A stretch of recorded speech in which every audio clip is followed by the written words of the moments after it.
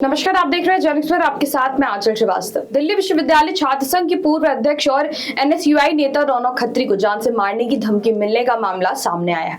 रौनक ने दावा किया है कि उन्हें एक अंतर्राष्ट्रीय नंबर से कॉल आया जिसमें उन्हें 5 करोड़ रुपए की रंगदारी मांगी गई। कॉलर ने खुद को कुख्यात अपराधी रोहित गुदारा गैंग का सदस्य बताया और धमकी दी है कि अगर पैसे नहीं दिए तो उसे जान से मार दिया जाएगा। रौनक ने बताया कि ये फोन कॉल उन्हें सोमवार दोपहर 12 बजे आया था, जो यूक्रेन के कंट्री कोड से था। फोन कॉल के तुरंत बाद उसी नंबर से उन्हें व्हाट्सएप पर धमकी भरा मैसेज भी आया था। मैसेज में साफ तौर पे कहा गया था कि 5 करोड़ दे दो, नहीं तो मरने के लिए तैयार हो जाओ।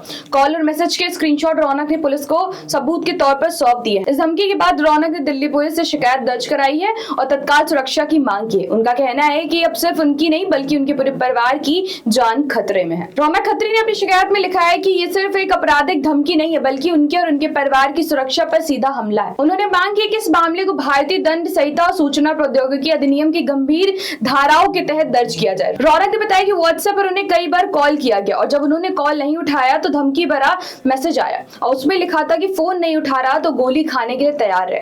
ये धमकी लगातार कई बार दोहराई गई जिससे साफ पता चलता है कि धमकी देने वाला सिर्फ डराने के लिए नहीं बल्कि वास्तव में गंभीर इरादे से ये सब कर रहा है। पुलिस को दी गई शिकायत में यह भी कहा गया है कि धमकी देने वाला पूरी तरीके से उनके शेड्यूल, सार्वजनिक जीवन और राजनीतिक सक्रियता से वाकिफ था। इससे यह शंका गहरी हो जाती है कि यह हमला सोची समझी साजिश का हिस्सा हो सकता है। पुलिस इस पूरे मामले की गंभीरता को देखते हुए अब साइबर क्राइम विंग और क्राइम ब्रांचों की टीमें लगाकर जांच कर रही है। साथ ही ये भी जांच की जा रही है कि धमकी देने वाला असली में रोहित गुदारा गैंग से जुड़ा है या उसका नाम लेकर कोई और दहशत फैलाने की कोशिश कर रहा है। दिल्ली पुलिस के आउटर नॉर्थ जोन के डीसीपी हरेश्वर स्वामी ने पुष्टि की है कि उन्हें दोपहर करीब 2 बजे रौनक खत्री की ईमेल के जरिए एक शिकायत प्राप्त हुई। पुलिस अब तकनीकी साक्ष्यों के आधार पर यह पता लगाने में जुटी है कि कॉल किस लोकेशन से किया गया, व्हाट्सएप मैसेज कहां से भेजे गए थे और क्या इसमें किसी स्थानीय नेटवर्क का सहयोग लिया गया है।